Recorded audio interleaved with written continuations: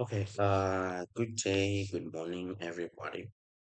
Um, my name is Jonathan T. Funzobaya, again, and I want to first apologize for this month we didn't have our online sessions.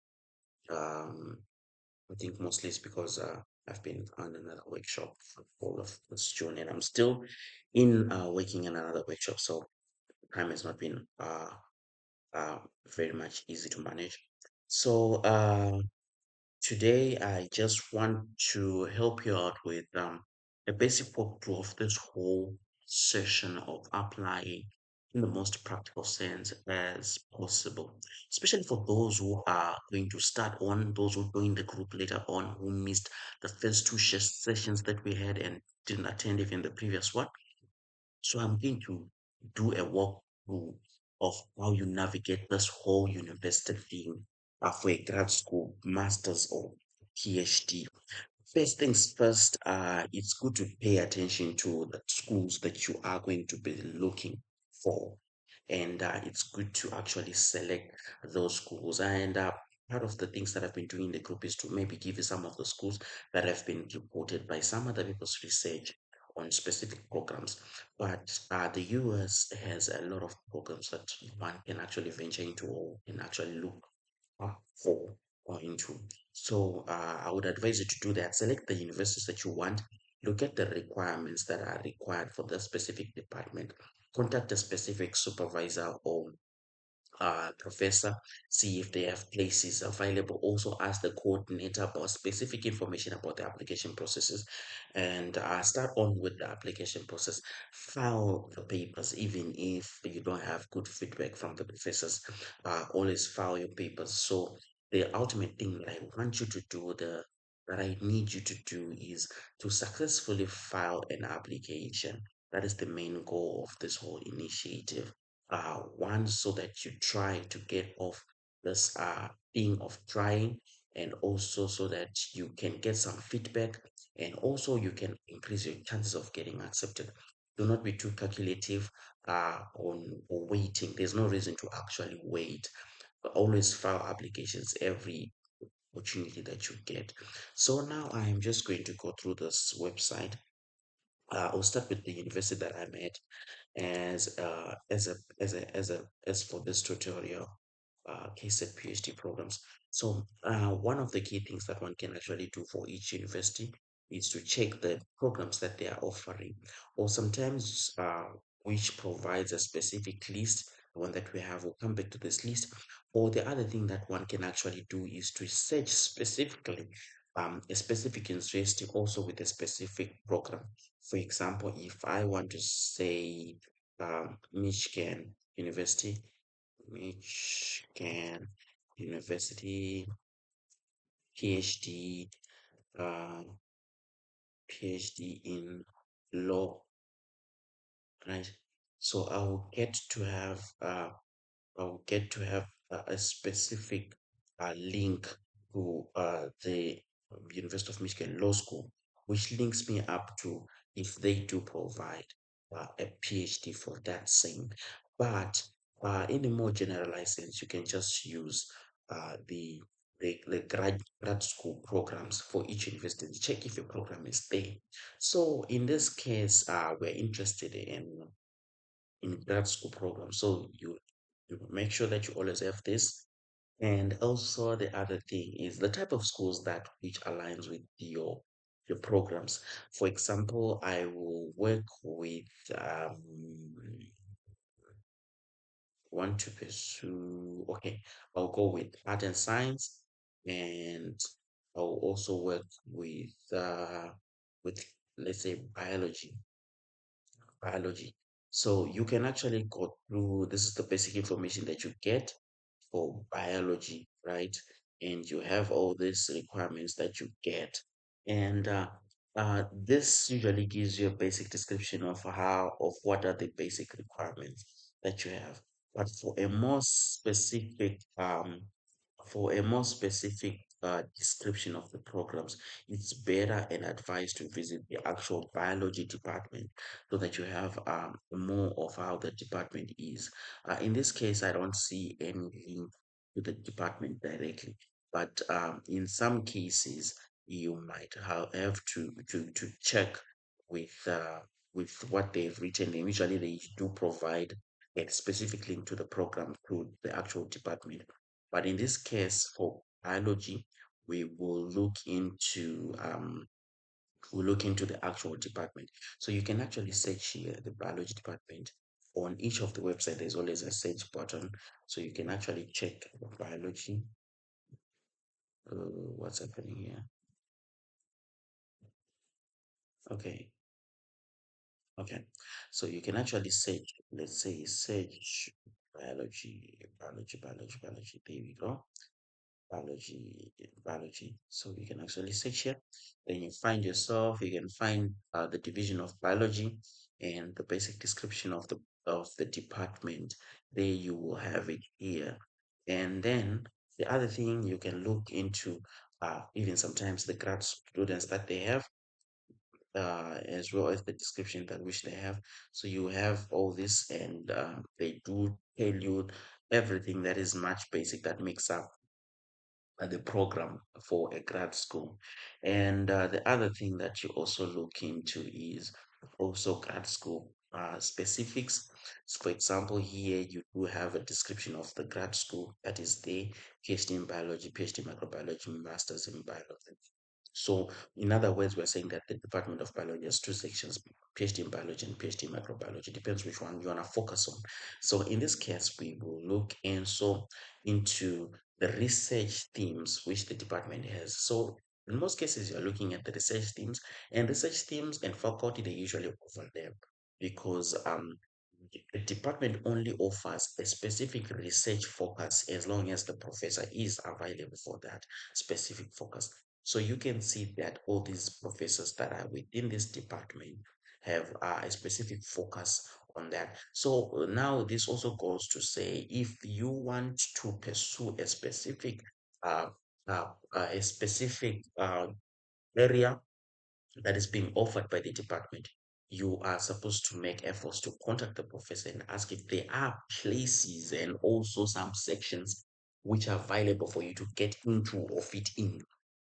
So in this case, let's say I want to focus on Prophet Ben.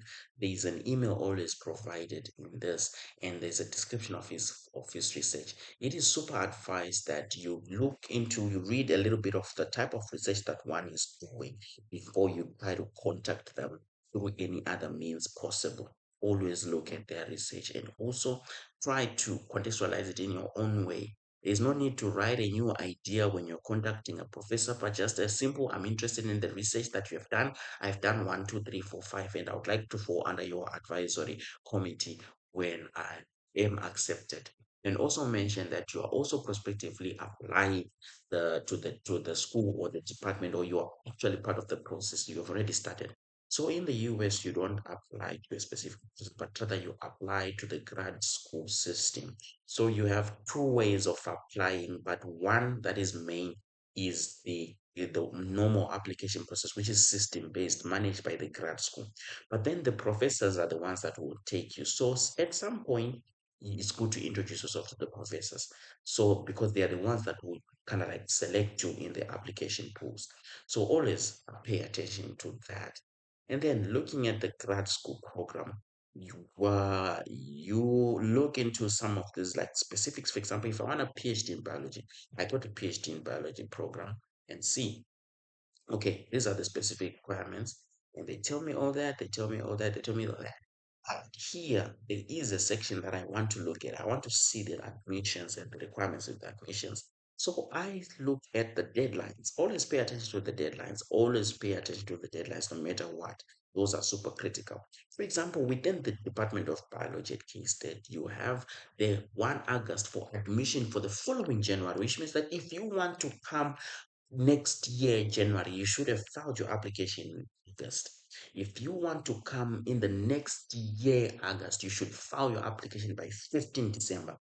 You pay attention to this information because one, it will try to help you avoid being rushed. Two, it helps you to prepare adequately in whatever the process that you need to do. So always pay attention to the deadlines. Me, I think deadlines are the first critical things because they shape the preparations. The reason why most applications fail is because they are impulsive in terms of deadlines. You want to apply for something that is going to expire tomorrow, yet you don't have the necessary papers. So in most cases, the application will always fail because you were poorly prepared. That's the reason why I started this initiative much, much earlier to give people a chance to prepare and prepare and prepare and select schools and prepare. So please do that. So you read all that and then you see the other things that are required. You can see here you need to write a personal statement of goals and experiences, and they actually tell you the specific focus that you have to look into when you're drafting all these letters. You need official transcript. You need to send official transcript. You also need contact of three professional references, and also you need to pay a specific fee, application fees. Most probably, most universities have application fees, and they are not so much. Honestly, $75. I understand, but it's not so much given the rewards that you're going to be getting, given that it all works out fine. And also look at this, GRE scores are not required. This is specific to the Department of Biology, but I'm just showing you an outline of how a program is usually advertised and how you can navigate around. Then application international applicants have specific also requirements, and you look at the ones that are actually written. In regards to 12s or English speaking, always look at this, for example, this line which says that English speaking countries you should which says that most international applicants who are not from the US or permanent residents are required to provide proof of English proficiency though exceptions exist for international students for English speaking countries.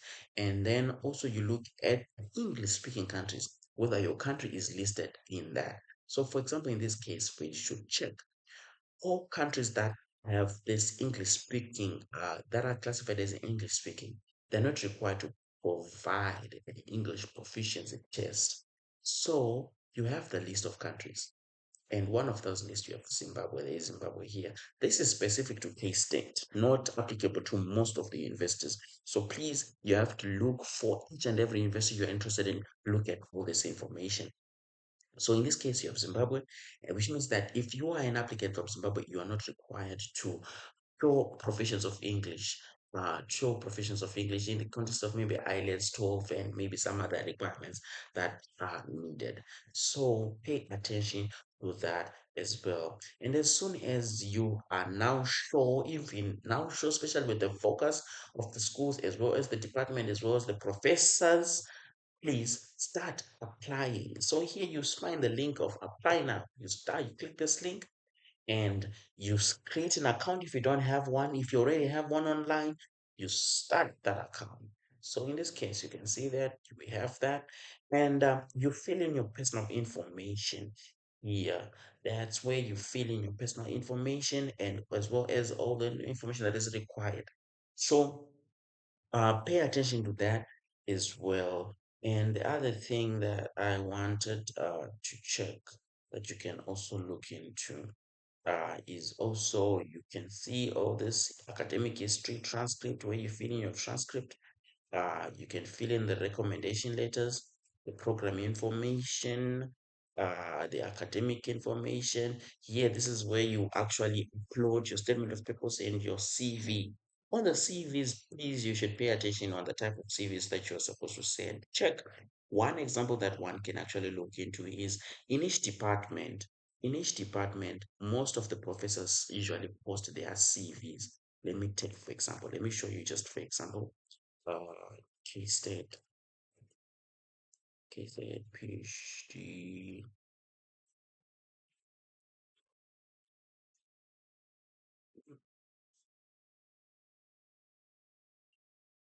Okay, I want to show you that most of these professors, they usually post their CV. So sometimes you can actually have a template of how your CV is supposed to be before you even send. So I will take, for example, where can I get the CV?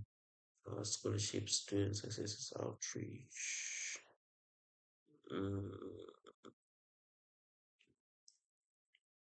okay, research group. I think this is what I'm looking for. Research groups, community disorders. Let's do this. Let's check. Okay, let's check with her. Just check with her. Okay, you can see this is a CV for this doctor here. So you can actually pick the format of the CV if you want. For example, this is their format, right? Which is acceptable. So you can look into that and follow through and being able to see how best um you can actually uh, follow and do something about it. So this is just part of this whole thing. So you upload your statement objectives, sometimes your personal letters and the like.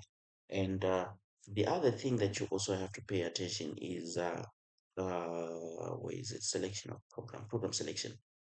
The idea that all programs are available currently to be filed for application, because depending on specific programs, the specific programs also open in different timelines. But most probably, as I said, most application periods open August, and very few programs do take applications throughout the whole year. So please pay attention to that as well. And then the other thing the other thing that I wanted to talk about is the idea of recommendation letters. The system of recommendation letters when it comes to US programs is quite different from what we usually do locally. The idea of writing recommendation letters and you carry them physically. But in this case, when you're filling on your recommendations, this is first principle for recommendation letters. Contact the prospective people that uh, you would like to have recommendation letters written for you. Contact them as soon as possible.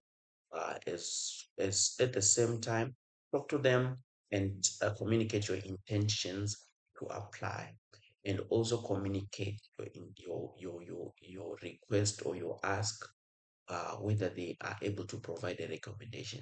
True. Have trusted people that can write recommendations for you, people who you know they want bad mouth uh, you or talk badly about you in any form or sense. Look at that as well. And then the other thing that you also need to look into is give those people time. Talk to people that are going to recommend you in time. When I'm saying in time, I'm taking give them 1 month or two, right? Why? Because you don't want to rush somebody who's doing a favor for you. That won't be good. So talk to them in time, give them time, and tell them everything that they need to know. For example, if they need to have your CV, please send them your CV, your transcript, send them your why? Because these guys or these people are the ones who are going to testify about you uh, before the graduation committee. So please pay attention to that. And also the other thing is after they have agreed that they are willing to give you recommendations, you write their names here and the position and the company and their emails. Mostly institutional emails are preferred, but if it's not institutional emails, a Gmail is also okay. And once you write their email and you click this button, submit recommendation request, a request will appear in their email. Uh, and in most cases, some of our professors they don't usually look into their emails or mailbox. So you might want to communicate after you have sent the recommendation request to say, I've sent you something in your email. Not necessarily you have sent, but the recommendation request has been filed. So they will see a recommendation request in their email address, and when that happens, uh, when that actually happens, they will have to fill in the the whatever that is required, and they write a letter and they submit it. This applies to all of the guys that you would have selected for a recommendation request. So please pay attention to all of this. And I think roughly this you can go through the all the procedures. that are required and requested in all these sections. So you can go through them. Uh, take your time, start as early as possible, and all the best with the application process. I believe that it's very much possible to be successful in this. I very much possible that it's doable. And I also think that one needs to show that they are really, really interested in these processes and commit, give yourself time. I know internet is a problem. I know challenges that are right there at home, but the idea is you need to work on trying to progress. So you need to find time to file your things, do things step at a time. Rush. Don't rush with these things. The moment when you rush, you make a lot of mistakes. And once you make a lot of mistakes, you file poor applications. And usually those applications, they usually rejected. Remember to diversify your risk by applying to as many universities as possible. Remember to do adequate research about each university, each department, each supervisor, each requirements. Meet those requirements, make necessary financial plans for the application processes. After all is said and done, I wish you the best. I wish you success. Have a good one. Have a good day. God bless.